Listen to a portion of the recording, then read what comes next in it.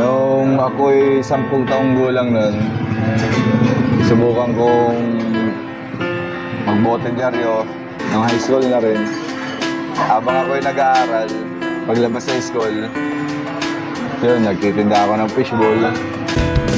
Hanggang sa dumating ako sa point na nakapag-isip na magtinda ng itong ganitong kainan na mami dyan sa Kalye.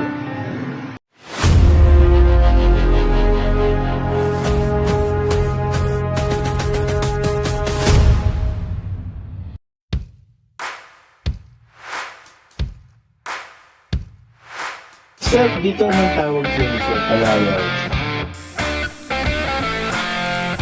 Tawagin nila ako, Master.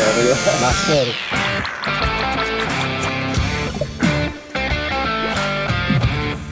Ipagtanong nyo na lang kung sino akong tao.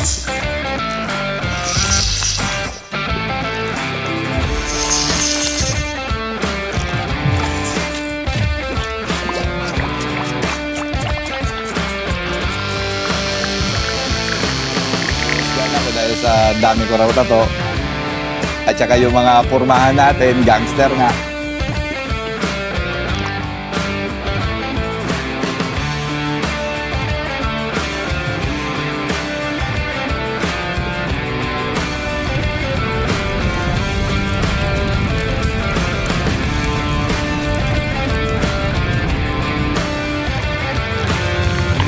Di raw papahuli ng buhay.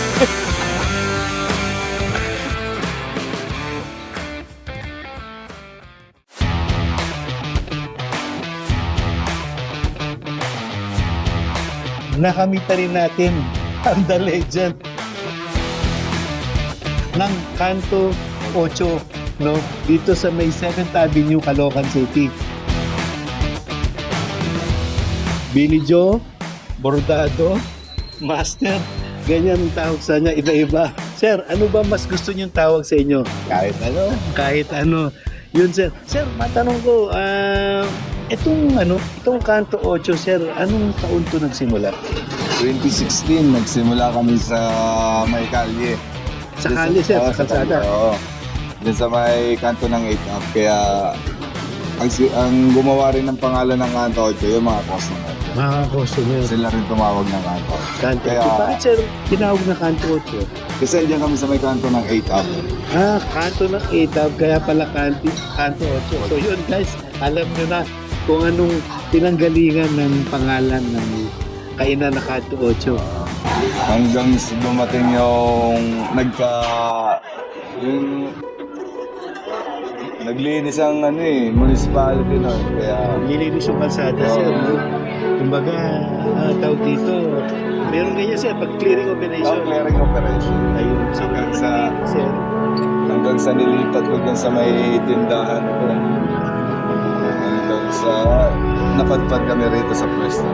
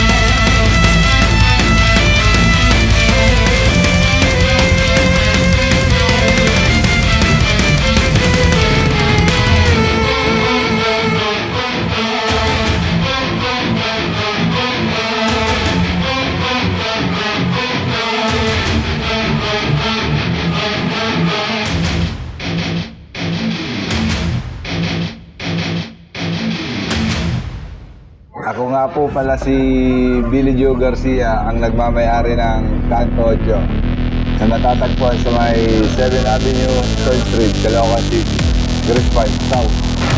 Ang mga pagkain po namin dito sa may Kanto 8, gaya ng meron tayong sinigang na ulo, good for 2 person pwede, 3 person pwede, depende sa size.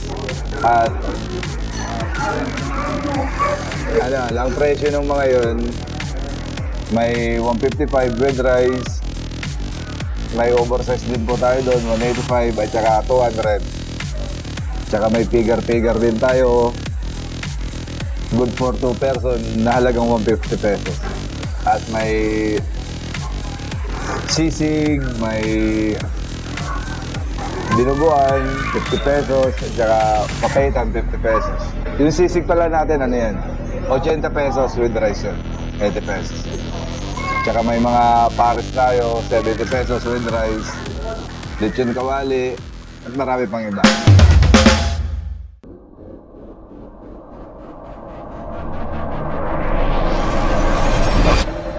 Pwede nyo ba ikwento kung paano nagsimula ang buhay nyo? Nung nagkaisip ako nung ako'y bata, na nagsimula sa hirap ng buhay, sa sobrang hirap din ng buhay, naranasan kong bote dyaryo. Habang nag-aaral ako ng high school nun, paglabas ko sa school, kasi nga holding nga nun, titinda ako ng fishball nun. Tapos minsan extra sa pagkakargador. Kasi may bigasan din yung utol ko nun. Ako yung magiging kargador niya. Tapos ako taga-deliver niya, gano'n. Hindi lang isang kargador, kumikita rin. Tapos may extra sa pag-construction. Sinubukan ko rin kung paano ang buhay dito sa metro na, no? Sabi nga ni utol ko nun, subukan mo sa Manila ka. Sabi nga gano'n. O sige, pag di ko kaya, balik ako. Uwi ako ka. Hanggang sa dumating yung point na pumunta na ako rito sa Manila ng pagka-graduate ko at nakipagsapalaran dito sa Manila. 16 na ito? 17, oo. Kami ng utol ko. Yan dahil nga sa pagbabakery. Dinala rin kami ng dinala rin kami ng pinsan namin rito para magtrabaho sa bakery. Stayin kami sa bakery. Yung 2.5 na yun, ipapadala ko ang 1.5 kay nanay. Tapos yung 1,000 maiiwan sa akin. Pambibili ko ng damit or isang damit or isang short, gano'n. Wala. Sabihin na natin 3 araw. Wala na yun. Kapos ka na eh. Nung lumabas ako sa bakery para mag-deliver na ng tinapay kasi di ko na kinaya rin yung trabaho nun. Sobrang init. Kasi nga, kami yung tagaluto nun. Hindi ko na kinaya yung init. Nung nagpaalam ako sa boss namin na lalabas na ako sa bakery. Pero sabi ko nga, dito pa rin ako magtatrabaho. Yung nga lang, ako'y magdi-deliver na ng tinapay sa inyo. Mag-aangkat ako sa inyo. Parang dito pa rin ako. Yung nga lang, hindi na ako yung tagaluto nyo. Pagkatapos nun, dun na. Nung humina na yung pagtitinapay, nung nawala na yung mga squatters area, unti-unting nawawala, doon ko naisipang bumili ng isang tricycle para mamasada. Dito sa may 7 Avenue lang din. Nung nakabili ako ng isang tricycle ko na nun, dahil maganda rin ang biyahe, maganda rin ang kitaan, hanggang sa nakapag-ipon ulit, nakabili ulit ako ng isang tricycle na naman. Pinapalabas ko. Naging operator nga ako dyan na hanggang umabot yung tricycle ko ng 15. Tapos, pero di na ako namamasada nun eh. Nagmamami na ako nun. Kasi naadig ako sa tricycle dati. Kasi nga, napakalakas talaga ng biyahe. Pag may sira, pag may kaya kong gawin yung sira, ako gumagawa. Pag di kaya, meron akong isang mekaniko na gumagawa rin sa tricycle. Ang tricycle ko lumalabas yun. Lumalabas lahat yung tricycle na yun. Pero hindi biglang 15 kasi. Oo. Umabot siya ng 15. Kasi nagumpisa ako sa isang tricycle, nasundan na isa, mga ganun. Nung napakalakas ng tricycle. Kaya mong kumita ng 2,000, masipag ka lang, 1,500 ganyan. Pero nung dumayo yung pandemic na yun, bagsak lahat. Taong 2016, doon ako nagmami, doon ko naisipan magmami. Pero yung tricycle ko, tuloy-tuloy pa rin siya. Hanggang sa dumating yung pandemic, doon natigil lahat. Pati yung mga tricycle ko, binigay ko na rin sa mga naging driver ko, pinahulog boundary ko na sa kanila lang. Yun.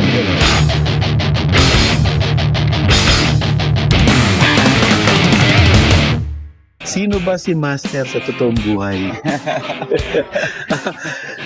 Si Master ay pinanganak sa Pangasinan, sa may San Carlos City, Pangasinan. Napadpad rin ako rito para makipagsapalaran. Medyo maganda-ganda na rin nangyari. Nung napasok ko tong kainan na. Pero yung sa una, siyempre, hirap. Hanggang sa rin. May asawa na, anak na rin ako. 3 anak ko. Ang panganay ko, lalaki, 14 years old, tsaka 2 babae.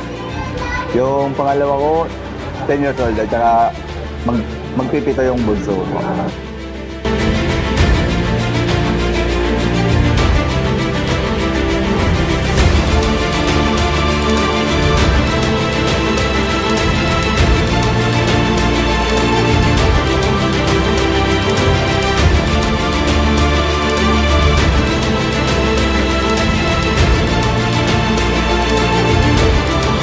Napakahirap din na umpisahan. Kasi wala akong alam kung paano iluto. Hanggang sa nung dumating na ayaw mo na eh. Kasi di nga para sa akin, di rin masarap na ko eh. Hindi ka rin siya magusto. Hindi mo rin gusto yung luto mo. Ganun ba, sir? Oo, parang ganun eh.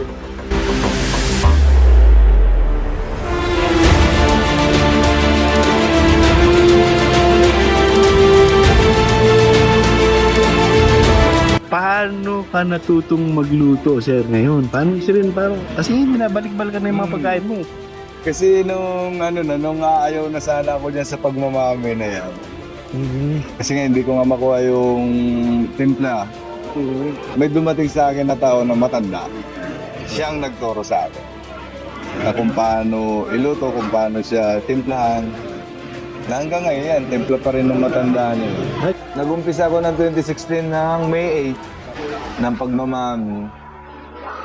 Hindi ko nga nakuha yung timpla niya. Kaya mga ilang buwan nun, 1 buwan na ata, mahigit. Gusto ko na itigil dahil nga hindi talaga siya masarap.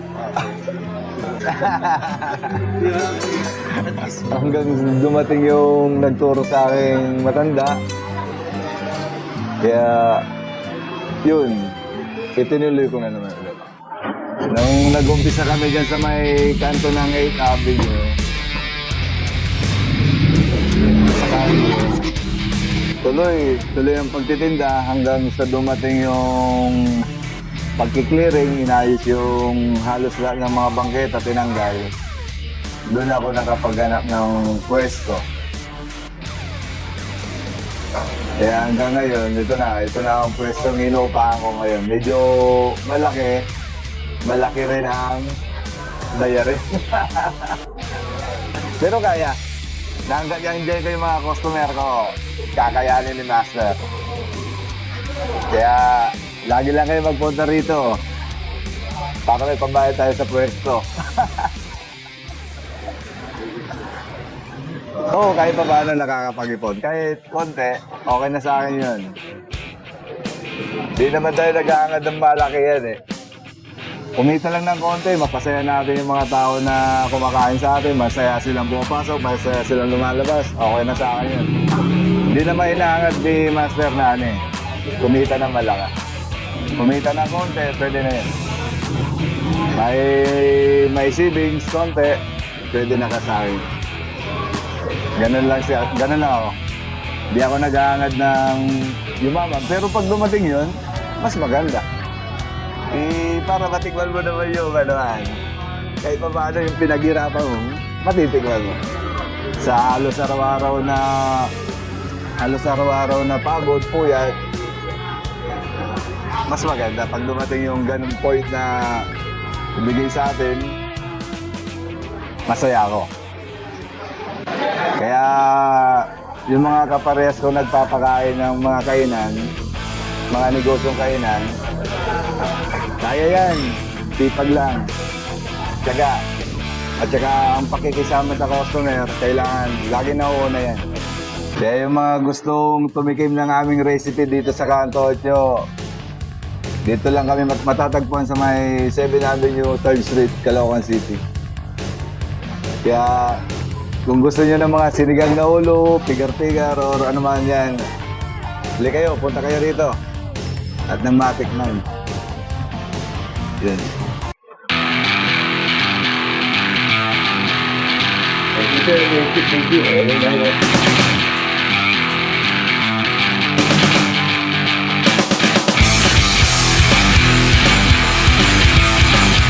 2016 ako nagsimula sa pagmamang. Nung dumating na susuko na ako kasi nga hindi ko makuha yung timpla nun eh. Hanggang sa merong dumating na isang tao na isang matanda na nagturo sa akin kung paano magtimpla ng sabaw. Na hanggang ngayon, yan pa rin yung timpla niya na sinusunod ko. Ganun. Kaya, ikaw Nong, kung nasaan ka Nong, salamat. Maraming salamat sa iyo Nong.